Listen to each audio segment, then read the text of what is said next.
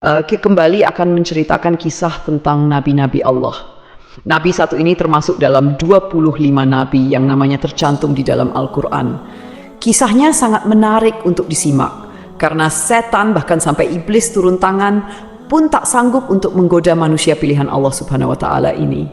Ditambah lagi, nabi ini seringkali dikait-kaitkan dengan tokoh Buddha. Banyak yang beranggapan bahwa beliau adalah sosok Siddhartha Gautama yang menjadi pendiri dari agama Buddha. Untuk itu, di video kali ini, kita akan membahas tentang kisah Nabi Allah Zulkifli alaihissalam. Assalamualaikum warahmatullahi wabarakatuh, sobat beriman yang dimuliakan Allah.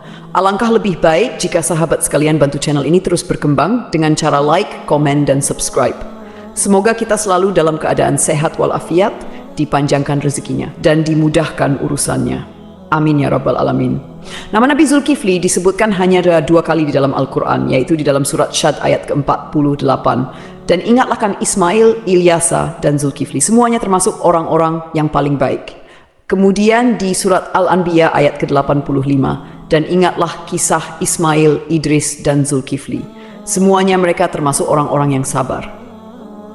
Meskipun Zulkifli tidak disebutkan secara tegas dalam Al-Quran bahwa beliau adalah seorang nabi, karena di kedua ayat tersebut nama Zulkifli disebutkan dengan pujian bersamaan dengan para nabi lainnya, maka para ulama dan sejarawan menyimpulkan bahwa Zulkifli juga seorang nabi. Menurut pendapat dari Imam Ibnu Katsir di dalam tafsir Al-Quran Al-Azim, beliau menegaskan bahwa Zulkifli adalah seorang nabi utusan Allah Subhanahu wa Ta'ala. Alasan beliau, tidak ada seorang pun yang namanya disebut dalam deretan nama nabi-nabi, kecuali dia adalah seorang nabi. Akan tetapi teman-teman, ada pula beberapa ulama yang menyebutkan bahwa Zulkifli bukanlah seorang nabi. Akan tetapi, beliau hanyalah seorang yang saleh dan adil. Di antara sekian banyak ulama yang berpendapat demikian adalah Imam Ibnu Jarir At-Tabari. Teman-teman, Zulkifli bukanlah nama sebenarnya. Itu adalah sebuah julukan atau nama kehormatan yang diberikan untuk seseorang. Di dalam kitab Ibnu Katsir, nama asli dari Zulkifli adalah Basyar atau Bashar. Disebutkan juga di sana bahwa Nabi Zulkifli adalah putra dari Nabi Ayub alaihissalam. Jadi nasab beliau adalah Basyar bin Ayub. Nasab lengkapnya adalah Basyar bin Ayub bin Amus bin Tawaf bin Rum bin Aish bin Ishaq bin Ibrahim al-Khalil. Beliau hidup sekitar abad ke-16 sampai abad ke-15 sebelum Masehi dan diutus Allah Subhanahu wa Ta'ala kepada suatu kaum yang bernama Arami atau Amori. Kaum ini adalah bangsa Romawi kuno yang tinggal di wilayah sekitar Damaskus, Suriah, dan Yordania. Di sanalah Nabi Zulkifli melanjutkan tugas kenabiannya dari ayahnya, yaitu Nabi Ayub. Ini adalah pendapat dari Imam Ibnu Katsir. Namun, para ulama lain ada yang berbeda pendapat tentang kapan masa diutusnya Nabi Zulkifli ini. Kalau menurut Imam Ibnu Jarir At-Tabari, Nabi Zulkifli adalah penerus dari Nabi Ilyasa yang hidup sekitar abad ke-9 Masehi. Namun, antara Imam Ibnu Katsir dan Imam At-Tabari sama-sama menyebutkan bahwa Nabi Zulkifli adalah salah seorang raja di negeri Syam. Kisahnya begini, teman-teman. Ada sebuah negeri di Syam yang dipimpin oleh seorang raja saleh. Raja ini merupakan salah seorang nabi yang diutus Allah Subhanahu wa Ta'ala. Beliau bernama Raja Ilyasa atau Nabi Ilyasa. Ketika itu Nabi Ilyasa sudah sangat tua dan beliau tidak memiliki anak laki-laki sebagai penerusnya. Maka ketika itu Nabi atau Raja Ilyasa mengumpulkan rakyatnya di suatu tempat. Kemudian Nabi Ilyasa berkata, "Wahai kaumku, saat ini aku sudah sangat tua dan tidak memiliki pengganti di kerajaan ini. Aku akan menunjuk salah seorang di antara kalian untuk menjadi penggantiku selagi aku masih hidup dan agar aku bisa melihat bagaimana kerjanya. Siapa yang mau menerima 3 hal dariku, maka aku akan tunjuk dia sebagai penggantiku. Yang pertama, selalu berpuasa di siang hari. Yang kedua, selalu salat pada malam hari. Dan yang ketiga, dia tidak pernah marah seumur hidupnya. Siapakah dari kalian yang mau?" Makanya, orang-orang dari kaumnya merasa tak sanggup melakukannya. Mereka pun saling tatap-tapan satu sama lain, berharap salah seorang di antara mereka ada yang tunjuk tangan. Namun, ditunggu beberapa lama, tak satu pun orang mau melakukannya ketika itu. Lalu dari barisan belakang ada yang menyahut, "Saya, wahai Nabiullah." Suara itu berasal dari seorang laki-laki yang usianya masih sangat muda. Pemuda ini bernama Basyar. Kemudian Nabi Ilyasa berkata, "Wahai anakku, engkau masih sangat muda. Tugas ini sangatlah berat untukmu." Nabi Ilyasa pun menolak pemuda ini karena dirasa dia masih sangat muda dan terlihat masih sedikit pengalaman. Keesokan harinya, di tempat yang sama dan dengan orang-orang yang sama, Nabi Ilyasa berseru hal yang sama lagi kepada kaumnya. Tapi tetap saja ketika itu tak ada yang mau menerima tawaran tersebut, kecuali pemuda yang bernama Basyar. Dia kembali mengacungkan tangan, dan lagi-lagi Nabi Ilyasa menolaknya dengan alasan yang sama. Sampailah pada hari ketiga, Nabi Ilyasa berseru hal yang sama. Beliau berharap kali ini bukan hanya Basyar saja yang tunjuk tangan. Tapi ternyata teman-teman, sama seperti kemarin, ketika itu hanya Basyar yang tunjuk tangan dan menyanggupi segala persyaratan tersebut. Alasan detail Nabi Ilyasa menolak adalah karena selain dia harus menjadi raja yang menjamin kesejahteraan semua kaumnya, dia juga harus menjadi hakim yang adil, yang bisa berlaku bijaksana dalam memutuskan segala permasalahan kaumnya. Nah, karena Basyar ini masih sangat muda, Nabi Ilyasa khawatir dia tidak bisa berlaku adil dan bijaksana. Akhirnya, karena sudah 3 kali tidak yang mau, Nabi Ilyasa pun mengangkat Basyar menjadi raja sekaligus hakim. Namun, kegiatan yang dilakukan Basyar tetap dipantau oleh Nabi Ilyasa. Basyar pun mulai menjalani puasa di siang hari dan salat atau beribadah sampai larut malam. Sehari-hari, dia juga selalu menahan amarahnya. Nabi Ilyasa kagum dengan pemuda ini. Tak disangka-sangka, dia sanggup menjalani semua persyaratan itu. Dia juga luar biasa bijak dalam menyelesaikan segala masalah di dalam kaumnya. Nabi Ilyasa bangga kepada Basyar yang telah menepati janji-janjinya. Karena itu, Basyar diberikan julukan Zulkifli, yang artinya sanggup, karena kesanggupannya menjalankan semua persyaratan. Ditambah lagi, dia selalu berlaku adil dan bijaksana. Sobat beriman yang dimuliakan Allah, kisah naiknya Zulkifli atau Basyar menjadi raja disampaikan oleh Imam Ibnu Katsir di dalam kitabnya yang berjudul Qisasul Anbiya. Hanya saja nama rajanya berbeda, bukan Nabi Ilyasa, melainkan di sana dituliskan raja itu bernama Yasa. Lain halnya di dalam kitab Ibnu Jarir, beliau menuliskan bahwa raja pada masa itu adalah Nabi Allah Ilyasa. Seiring berjalannya waktu, Nabi Ilyasa pun meninggal dunia. Kini Raja Zulkifli tak ada lagi yang memantau. Sepeninggal Ilyasa, Nabi Zulkifli memimpin negeri Syam dengan sangat baik. Zulkifli sangat mementingkan urusan rakyatnya daripada urusan dirinya dan keluarganya. Beliau memegang teguh janjinya untuk selalu berpuasa di siang hari, beribadah di malam hari, dan tak pernah sekalipun marah. Zulkifli selalu sabar dalam keadaan apapun. Di sisi lain, iblis kesalehan dan kebaikan Nabi Zulkifli dalam memimpin rakyatnya, serta begitu kuatnya dia memegang janji. Maka iblis pun tak tinggal diam. Kemudian iblis mengutus tentaranya, yaitu setan-setan yang sangat kuat, untuk menggoda Zulkifli supaya minimal goyah sedikit keimanannya. Berkali-kali iblis mengutus setan untuk menggoda, berkali-kali pula mereka gagal. Tak ada satupun setan yang berhasil menggoda Nabi Zulkifli ini. Akhirnya, iblis berinisiatif untuk turun tangan langsung menggoda Nabi Zulkifli. Dia pun mulai mencari waktu yang tepat. Teman-teman, di dalam kerajaan Nabi atau Raja Zulkifli ini, setiap harinya beliau sibuk dengan urusan kerajaannya. Setiap hari jadwal beliau dari pagi sampai siang adalah berangkat ke pengadilan di negeri itu untuk menjadi hakim dan menyelesaikan masalah-masalah rakyatnya. Kemudian, persidangan dilanjutkan kembali setelah beliau bangun. Persidangan pun berlangsung hingga sore atau malam hari. Malam harinya, beliau beribadah dan berdoa sampai larut malam. Keesokan paginya, beliau kembali ke persidangan. Begitulah rutinitas yang dilakukan Nabi Zulkifli setiap harinya. Zulkifli benar-benar merupakan figur seorang raja yang memuliakan seluruh rakyatnya.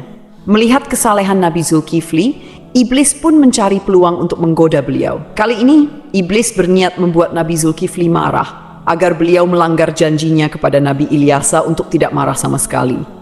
Akhirnya, pada suatu hari, iblis datang menemui Nabi Zulkifli dengan menyamar sebagai seorang kakek tua renta dan miskin. Hari itu, Nabi Zulkifli sedang merasa sangat lelah. Ketika jam istirahatnya tiba, beliau segera pulang lebih awal untuk tidur siang. Baru saja beliau hampir terlelap, iblis yang menyamar sebagai kakek tua mengetuk pintu kamarnya. Dari dalam kamar, Nabi Zulkifli bertanya, "Siapa itu?" Iblis menjawab, "Aku orang tua yang teraniaya." Nabi Zulkifli pun bangun dan membukakan pintu. Iblis kemudian mengarang cerita mengaku bahwa ia mengalami banyak perlakuan semena-mena dari kaumnya. Ia terus bercerita panjang lebar hingga waktu istirahat Nabi Zulkifli habis. Meski kelelahan, Nabi Zulkifli tetap mendengarkan cerita itu dengan sabar. Ketika tiba waktunya untuk kembali ke persidangan, Nabi Zulkifli berkata, "Wahai paman, engkau bisa meneruskan ceritamu nanti. Datanglah ke tempat persidangan sore ini. Aku akan membantu menyelesaikan masalahmu di sana." Nabi Zulkifli pun kembali ke persidangan dan menjalankan tugasnya sebagai hakim. Namun ketika sore tiba, kakek tua itu tidak kunjung datang. Nabi Zulkifli menunggu hingga malam hari, tetapi kakek tua itu tetap tidak muncul. Beliau pun pulang ke rumah dengan pikiran bahwa mungkin kakek tua itu akan datang esok hari. Keesokan harinya, Nabi Zulkifli seperti biasa duduk di persidangan untuk menyelesaikan permasalahan rakyatnya. Beliau menunggu hingga siang, tetapi kakek tua itu tetap tidak datang. Ketika waktu istirahat tiba, Nabi Zulkifli menutup sementara majelisnya dan pulang untuk tidur siang. Namun baru saja beliau tertidur, kakek tua yang sama kembali mengetuk pintu. Nabi Zulkifli membuka pintu dan berkata dengan lembut, "Wahai paman, bukankah sudah kukatakan padamu kemarin, datanglah ketika aku di persidangan. Aku akan menyelesaikan masalahmu di sana." Namun kakek tua itu kembali mengarang cerita, berbicara panjang lebar hingga waktu istirahat Nabi Zulkifli habis untuk kedua kalinya. Meski sangat lelah, Nabi Zulkifli tetap sabar. Beliau berkata, "Wahai paman, datanglah ke majelisku sore ini. Aku akan menunggumu di sana untuk menyelesaikan masalahmu." Kakek tua itu pergi dan Nabi Zulkifli kembali ke persidangannya. Karena tak sempat istirahat, beliau tampak sangat lelah dan mengantuk. Ketika sore tiba, Nabi Zulkifli mencari kakek tua itu di tempat persidangan, tetapi kakek tua itu tidak datang lagi. Nabi Zulkifli berdoa kepada Allah Subhanahu wa Ta'ala agar diberikan kesabaran dan keteguhan hati sehingga beliau tidak marah. Pada hari ketiga, ketika waktu istirahat tiba, Nabi Zulkifli pulang dengan cepat. Hari itu, beliau merasa sangat lelah, bahkan lebih lelah dari hari sebelumnya. Ketika waktu istirahat tiba, beliau menyampaikan pesan kepada para penjaganya, "Jangan biarkan siapapun mendekati pintu ini. Aku ingin tidur. Hari ini aku sangat lelah." Baru saja Nabi Zulkifli tertidur, iblis yang menyamar sebagai kakek tua kembali datang dan mengetuk pintu. Namun, penjaga pintu dengan tegas berkata, "Hai paman, raja sedang istirahat. Beliau tidak ingin diganggu." Kakek itu berusaha memaksa masuk dengan alasan, "Aku sudah memiliki janji dengan raja untuk bertemu hari ini." Namun, penjaga tetap tidak mengizinkannya dan memintanya menunggu hingga waktu istirahat selesai.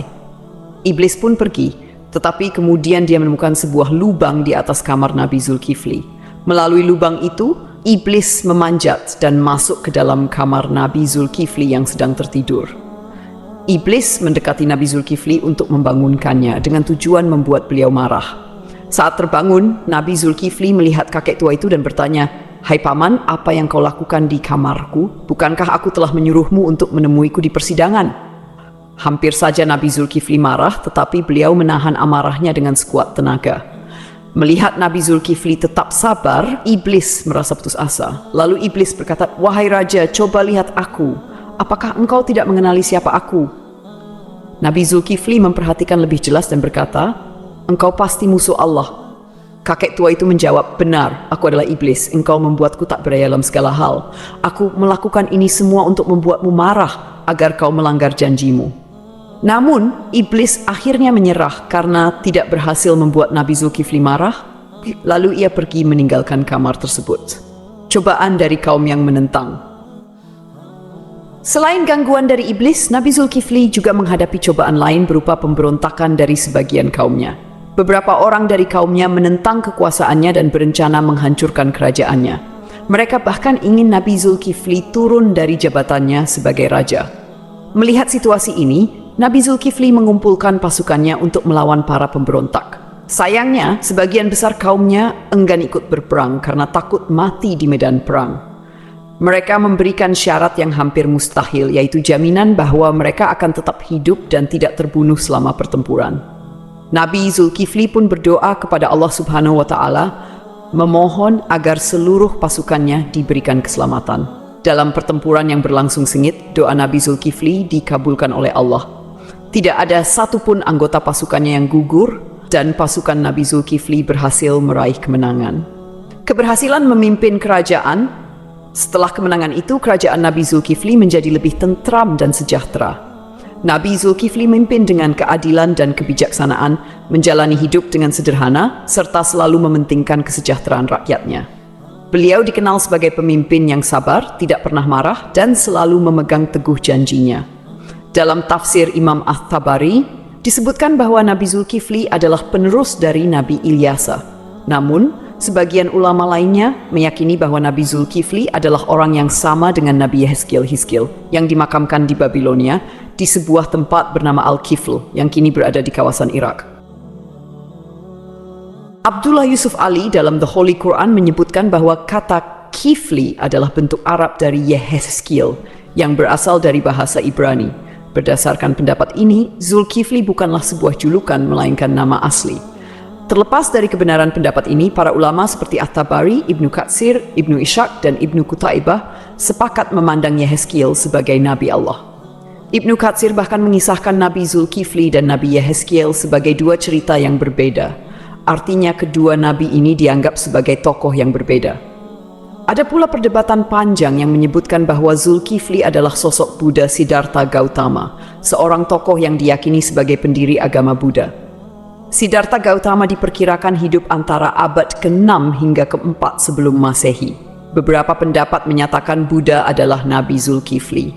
Ada juga yang menghubungkannya dengan Nabi Idris, dan bahkan ada yang menyebut Buddha adalah Nabi Khidir. Pendapat ini salah satunya didasarkan pada anggapan bahwa kata Kifli adalah bentuk Arab dari kata Kapil, kependekan dari Kapilawastu, yaitu ibu kota Sakya dan tempat tinggal Siddhartha Gautama sebelum meninggalkan istana.